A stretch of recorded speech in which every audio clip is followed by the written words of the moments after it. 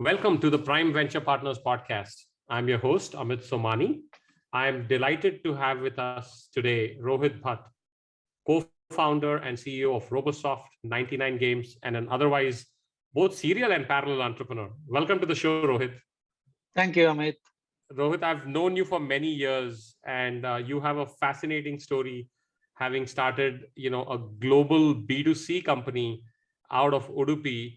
And we're going to explore that a lot. But the first story I remember about you is that you were going to WWDC, the Apple Developer Conference, from the late 90s. So maybe you can talk to us a little bit about the early days of WWDC and your founding of Robosoft as a company.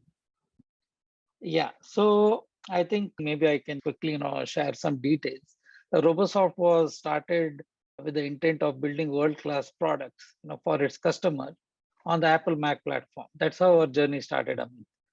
This was in 96, and my experience in the before that was building products. I was an engineer and I was developing word processor for Japanese language on the Apple Mac platform. I was working in Japan. I came back to India and I figured, okay, what can I do? And I thought, I know Apple Mac programming extremely well, and maybe I should start off. Okay, and this was 96, and Apple was not a big company that it is now. And I thought it's still a $6 billion company, still has a cultish following. And if I do good work, maybe, who knows, I might be able to create a niche for myself. Really fascinating. I can't even imagine it now. It's a couple of $1 trillion in market cap. What was the so-called cult following like, and what were some of these early WWDC experiences for you? Yeah, I think Apple was always a very cultish brand. I remember I think starting from the founding by Steve Jobs, it always had that. And during this whole 96 period, when Apple was almost being written off as a dead company, there was this group called Apple Evangelista, which was promoted by Guy Kawasaki. He was brought in to give that cult online presence, and he built that. And it used to be pretty crazy because whatever Apple would do newly in that time and age, there was this whole cult that would go in and support it, be it the first iMac that was brought out upon Steve Jobs' return, be it the early Apple retail stores. So I think it is ultimately the community that helped Apple survive those very trying years. And I got a chance to see all of it firsthand when I was visiting WWDC, because that was like the congregation of the most cultish Apple fans in the world. Right. And my first one was in 1997. So that was my first worldwide developer conference of Apple. I can't but resist asking you, since you're also in the gaming world, that what are some of the other companies you've come across, maybe more in recent times, that have that kind of cultish following, right? I've heard that Unity Gaming might have something like that. And of course, there are a bunch of developer-oriented companies. But are there any that you have seen or been inspired by in recent times, last 4-5 years? I think probably one of the things is the following that Tesla has as a company. And Elon Musk in particular has it. I don't see anybody else having anything close to that kind of a following, even in the recent times. So that was something a different level altogether. Absolutely. Let me switch gears a little bit and talk about, if you are a engineer developer today, like you were on the Mac back then, and you were to be starting a new company, what are some areas that you think are breaking out, which would be interesting? Again, at the edge, I'm not saying they're becoming mainstream, right? In 96, like you said, Apple was a $6 billion company. Seems kind of unbelievable now. But what are some new interesting areas other than EVs that you think are interesting and breaking edge? I think Metaverse gaming. Very simple. Again, I am heavily influenced by the gaming bent into this whole thing, but Metaverse based gaming and powered by NFTs. So if I'm a developer, I would just look at that space very seriously. Help our listeners kind of just break that down into maybe one or two examples of what the metaverse kind of would look like, or gaming. Just some examples of what could be interesting ideas there for people who are less familiar with this. Yeah, I think whoever has seen a game like Roblox or played in games like Fortnite, have a pretty good idea about what a metaverse is. If not, they should probably look at some of the videos on these, or better, go and hang out with your nephew or niece or your friend who spent a lot of time there. And my first brush with this whole thing was with Roblox. My daughter was playing non-stop for a couple of years, and it did not hit me back then.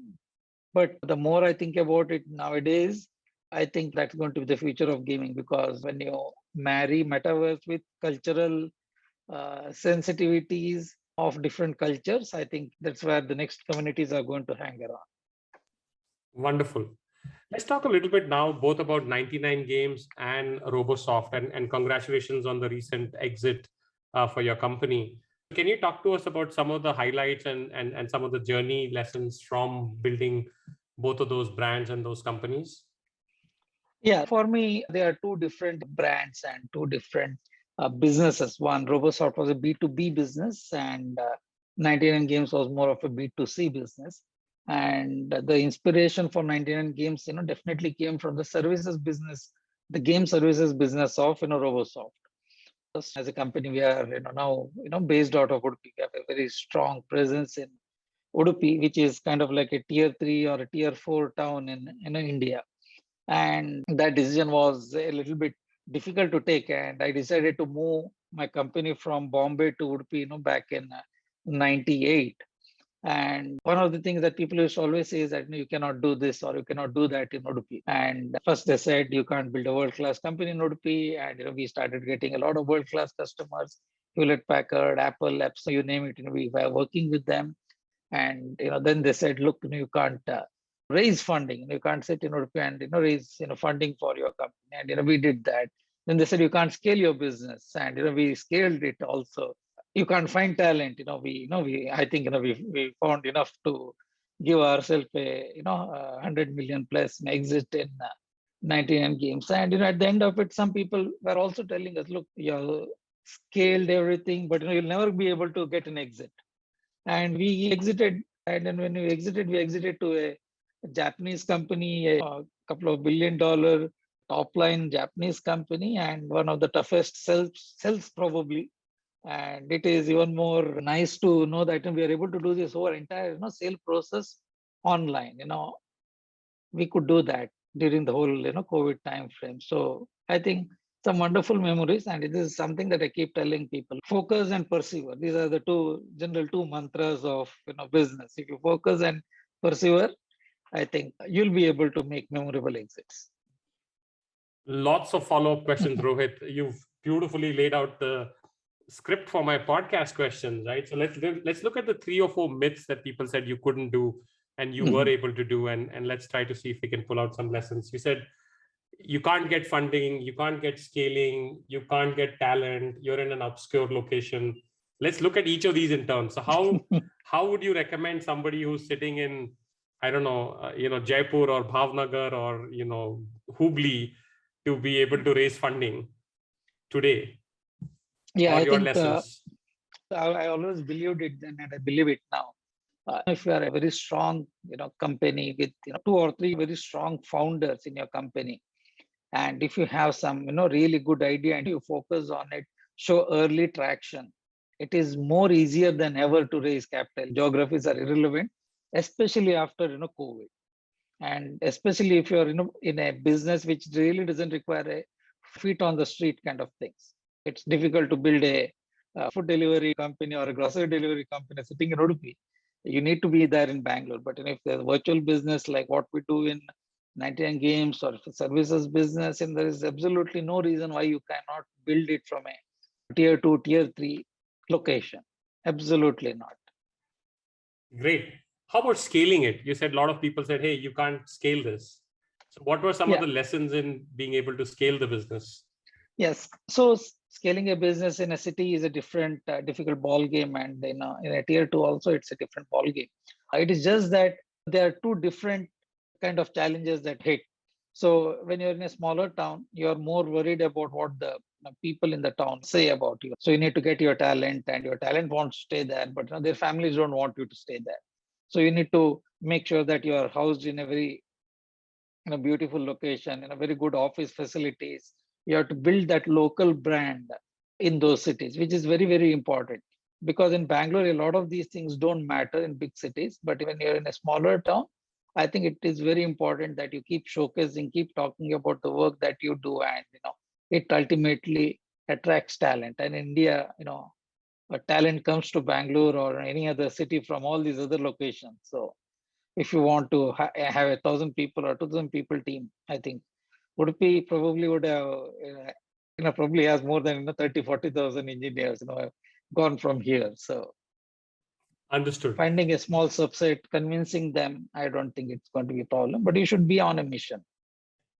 How about the business part of this, right? So you have to do, even in a B2C company, you have to do partnerships, alliances, marketing, and so forth, right? So on the third leg of your stool, which was on talent, how do you kind of engineering? I can still kind of understand you can teach people engineering. How do you teach people marketing and design and alliances and partnerships, all of which you of course did, I know that. Yeah. So yeah, one of the things is you should be ready to travel a lot. I think being in a smaller city, I think you'll probably travel twice what other people would travel, because you're constantly fighting that particular bias. Being in a smaller, easy available, when I want to speak to him, easy there, and all those kind of things. So travel, you have to travel quite a bit for that, and not everybody needs to travel, but the people who are looking at it and have to travel, you have to think a little bit different. So when we built the design lab for Robosoft, we didn't try to build it in Udupi. And we built our design lab in 2013, Amit, when even before the whole design became such a strong buzzword. And thanks to Apple's influence on us, and that's the first thing that they said, look, Rohith, guys, build a very strong design studio for yourself, because it's going to be the future for you. And we couldn't find the talent in Udupi or in Bombay, and we had to just look at people from the ad industry, background, stuff like that, and take them through the whole Apple way of doing things. We had to build our design lab there, and Robosoft still has a team of around 35 to 40 people, who are looking at pure play design itself.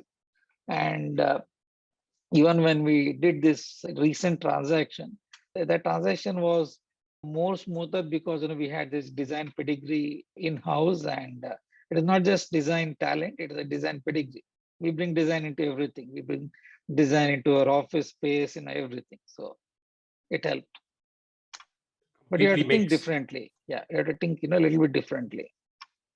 Yeah, Sergey Brin, the co-founder of Google, used to often say that the biggest innovations happen because of constraints. Right? If you're completely unconstrained, so to speak, unlimited capital, unlimited talent, unlimited whatever, you're going to have trouble innovating. And I can totally see that in your context, right? Including this. So where was the design studio for you guys? Is it based? It was in Bombay, in Mumbai. Got it. Yeah. Got it. And just to make it easy for me, we built the studio very close to the domestic airport. So whenever I used to travel, I used to get out of the airport, I could just walk into the office. Makes sense. I read this interesting quote by you, or at least it was attributed to you, which says that an idea is not a product is not a business, and a business is not a scalable business. And that you guys kind of learned this the hard way. And especially when you're experimenting a lot, I can, associate with it, but love for you to elaborate on, not that every idea is going to be a great iconic company. Yeah, I think we learned that over and over again, and we learned it the hard way.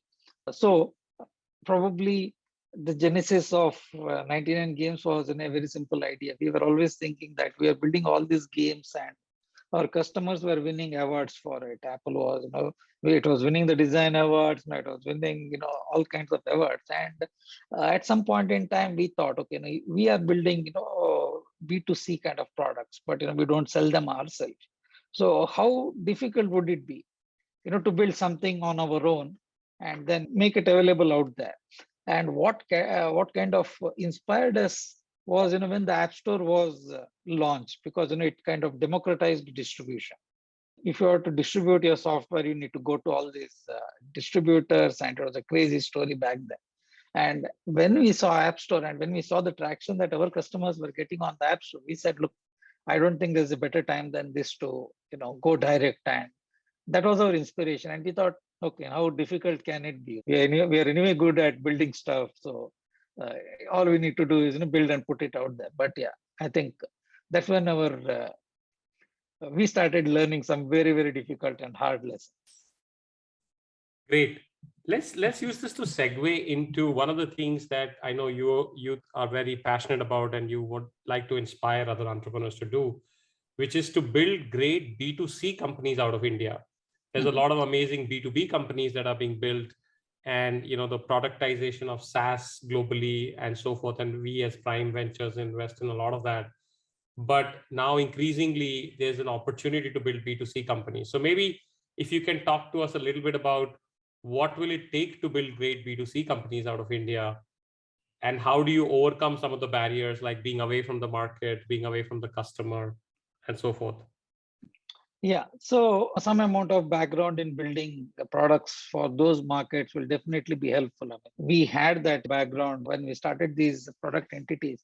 It was again people from Robosoft came out and started this company. So it is just that this company got incubated by Robosoft initially, till we went into a second round of funding, and we had all those know-how of building stuff.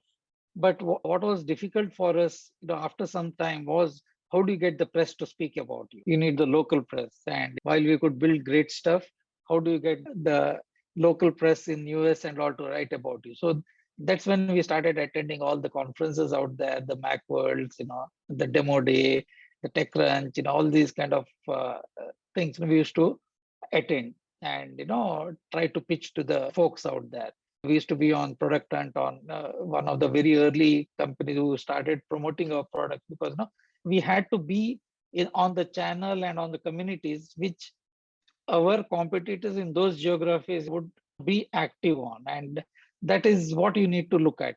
What are all these competition doing, and what channels are they in? How are they acquiring users? How are they reaching out to users? How are they building communities? So it's a lot of hard work, but nothing that you cannot do with dedication and looking at stuff and seeing that, okay, can it be done? Can it be done? So I think if you keep persevering on it for a long time, you'll eventually crack it. Great. So if you can think about some specific examples, and I'm particularly curious about discovering the the customer need and the market opportunity and validating it, right? These are some of the harder parts. I think in general, I feel like we have begun to build a very good engineering and product and design ethos. So once the problem and the opportunity is identified, I feel more confident that our entrepreneurs can crack anything globally. Yeah. But how do you do that discovery, both of the need and the business? Any thoughts on that or any lessons learned? Yeah, I think it's always about the pain points, Amit. It's always about solving a pain point. So I'll just give an example of what we did initially when Apple released the iPhone. There was no zoom, okay, and we built a digital zoom. We built a camera, which was a digital zoom. And next, people are complaining there's no flash, and we built a digital flash. So as Apple went on iterating their hardware, we had a product called as Camera Plus. Okay, our value proposition was simple. We'll always have additional functionality than your built-in camera. That itself was good enough for that product to just get up to 20 million in downloads within 4 or 5 years back then. And it was pure word of mouth, because people, it was solving a problem, and people were going for it, and all we needed to do was keep listening to the player problem, because it's the same issue. Whatever is accessible to the customer feedback that is accessible to a company in US is also available to a company that is sitting in Udupi. And we could do that, and you could always reach out to Apple, because we used to know Apple, and whenever you had an issue, they would help us with those problems. So if you listen to a problem statement and perceive it, I think you can do it. Second example, in the gaming space, we built a game called a Star Chef. Okay, and when we built Star Chef, it is a cooking and restaurant management game. there were no games of that category. We had to do some R&D to see what kind of games would work really well on an app store kind of a thing. So we looked at the Facebook gaming part of it. We looked at the PC gaming part of it. We did our research and R&D, and then we said, look, there is this particular genre that is highly underserved on the Apple platform, and maybe we should go and build it. So you definitely need to do your R&D, but you can do it sitting in India. You don't need to have your presence locally if you know which problems to go after. Great. Let's switch gears again and talk a little bit about your kind of exit journey, right? You said that a lot of this happened during the COVID times. So it was a lot of remote stuff and so forth. So, in whatever you're comfortable sharing, how did this come about, right? And was this a longer standing relationship, or was this just a serendipitous thing that happened? Maybe just a little bit about that would be helpful.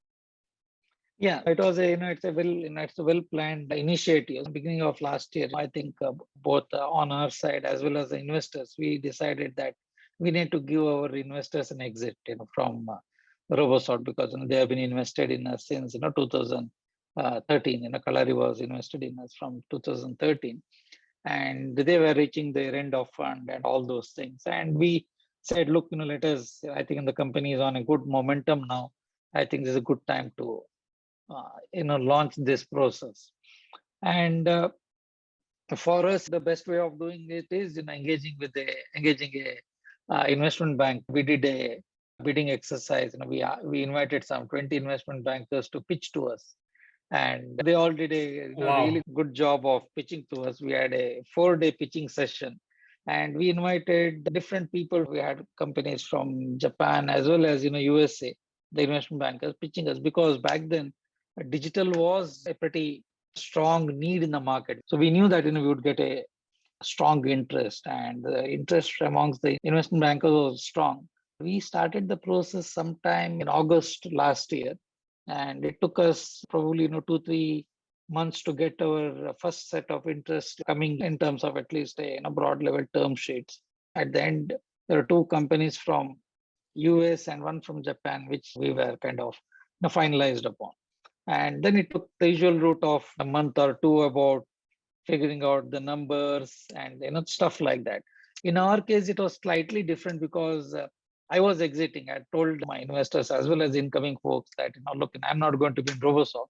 And we had a CEO running the business at that point in time, and he was been running the company for the last few years now. And it was an easy process for us to position that. We started a very strong interest in terms of our company performance. It was exceeding the performance based on the estimate that we had given. So when the year ended, we were slightly ahead of what our estimations were. I think it took a few months of DD. The DD process was slightly grueling, and I think we were proud that we could do that because TechnoPro was a fully Japanese company, and Japanese companies are generally known for high level of diligence. We ultimately did it, and we announced the deal on August 11th. Well, congratulations. Yeah, thanks. So because TechnoPro is a publicly traded company, we announced all the numbers, everything on the same day. Great. Yeah. So I want to just double click on a couple of things. One is this woefully large number of investment bankers that you talked to, number one. Number two, in hindsight, what helped the company get a meaningful valuation like you did? So were there things like you had mentioned earlier that the design studio and the design thinking was an important part of the process and their interest and so forth? So were there a few things that made both the value and the deal to kind of happen? So both of those would be very helpful. Yeah, so a couple of things, and I think which really worked in our favor. One is we had a very strong growth for the last 3-4 years. The growth was kind of accelerating. We had a very strong cash flow in the business. We were generating strong cash month on month, which was growing month on month. The third thing is our client base. We have worked for some of the best brand names out there, starting with Apple as our first customer. The apps or the games that we have built probably have been downloaded more than 1.5 billion times already. And we helped launch some of the most visible businesses out there. So we had a strong combination of engineering plus design. And that's our tagline of the Robosoft tagline was emotion, engineering, and design. We were constantly, propagating the same thing that we're a company that is thinking of building products that are used by millions of people. So that one thing has stayed true, Amit. Right from day one, we were always very clear that we wanted to build products that will be used by millions of people. So be it in Robosoft, be it in our product entities, it was always the inspiration for us. We don't want to build a B2B kind of an app because we used to always look at that. We are B2C people. B2B is always be used by very few people, and we want to be about millions of people. So some inspiration comes from Apple as well. Indeed. So if Rohith Bhat of 2021 was to advise Rohith of 2011, let alone 2001, what are overall some of the lessons learned in your entrepreneurial journey that you would do more of or less of in hindsight? Yeah. So one of the things I would definitely think twice about doing is having multiple businesses. I started Robosoft, and in between we started a company called 99 Games, and there was a third company called Global Delight, which was building products, apps for the photo, video, and audio space. Whereas 99 Games was building products for the gaming space. And then there was Robosoft, which is a B2B business. When each of these started scaling, it was extremely difficult for me to personally scale. It's about three different businesses, and not just three businesses. There are three different DNAs altogether, because the gaming DNA is very different from the services DNA and the product DNA. If there's one thing I'll tell people, look, be very, very careful about what you do when you diversify from a services business to something like this. You need to scale in a very different way. And if there is one thing I would go back and do things differently, I would think a lot on those aspects. It's not that it cannot be done, but the way you need to think about doing it should be different. Something that I would do again, I think gaming is a business that I'm excited about, and it keeps changing. The flavor keeps changing there's a macro trend every 10 years, there's a micro trend every 2-3 years. So it always keeps you on the toe. It is a fantastic combination of great engineering, creativity, and data science. And if you love being challenged on all three aspects, I think that is a business to be in. Creativity plus engineering plus data science. So. Yeah, left brain and right brain thinking kind of combined. One of the things in the gaming world, and I've often talked to you even as we have looked at it to invest in, is that the monetization in India has classically been very low. So you're building here, like you said, for the global market, even though the usage has now gone through the roof thanks to the whole mobile internet and mobile data penetration. So if you are an entrepreneur here in 2021 starting out, what would you say? Would you still say kind of build in India, but straight away for the world, and because the more monetizable markets? Or do you think that there are interesting opportunities emerging in India as well for monetization, not just user growth and user engagement? Yeah. So if you are a 2-3% company, I would say, and if you a bunch of founders who have 2-3 different diverse background, I would say build for India, because the India story is just getting started. It's a 10-year journey, and they should all have that in horizon. But it is definitely starting. But if you already have a larger team of 20 to 30 people, look at the world market and build your expertise, build your template for success. You can apply it to India at any point in time. That would be my advice. If you are a bunch of 4-5 people, look at India. Keep your burn low. Learn. Gaming business is again like a template business. Once you figure it out, you can replicate it. You can multiply very, very quickly. That brings me to my sort of last question, which is that in gaming, there are these trends that happen, right? So you might get a beautiful game that goes on fire, like your video Zoom kind of experience on, of course, on the Mac world, not necessarily a game or utility app. And then in gaming, it might be a trend or a fad, and then kind of tapers off, and then you got to get the next one and so forth. So that model classically has not held up so well from a venture investing point of view. So how do you think about it from an investor hat point of view and an entrepreneur hat point of view? That's my favorite question that I like to take. So in gaming, there are two kinds of games. There's one game that's a free-to-play gaming. The business is much more predictable, because once that's a template that I was talking to you about. Once you figure out the template, you can replicate it at different genres and in different businesses.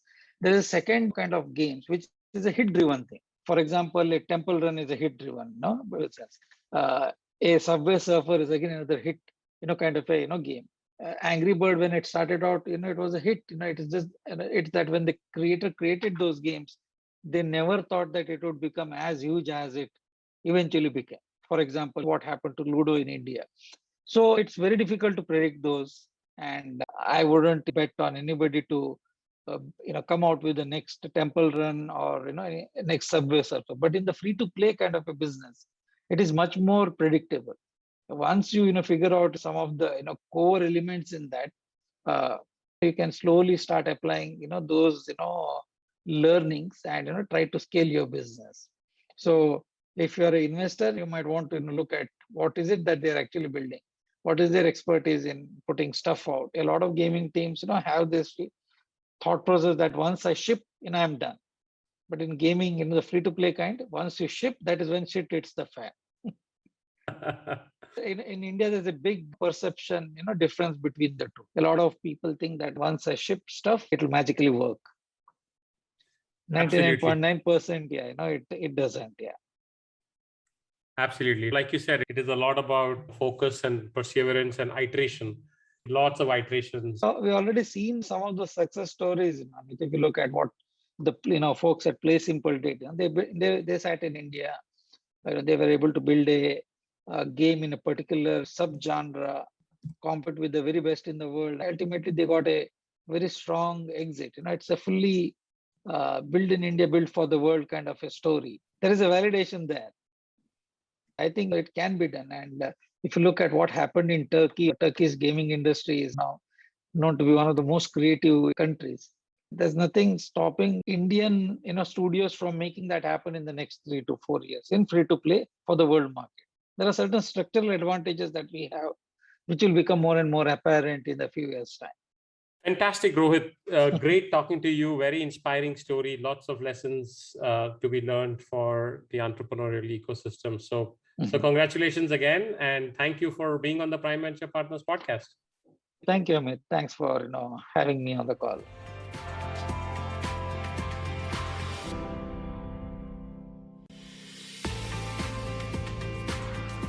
Dear listeners, thank you for listening to this episode of the podcast. Subscribe now on your favorite podcast app for free, and you'll be the first one to know when new episodes are available. Just search for Prime Venture Partners podcast in Apple Podcast, Spotify, Castbox, or however you get your podcasts. Then hit subscribe. And if you have enjoyed the show, we would be really grateful if you leave us a review on Apple Podcast. To read the full transcript, find the link in the show notes.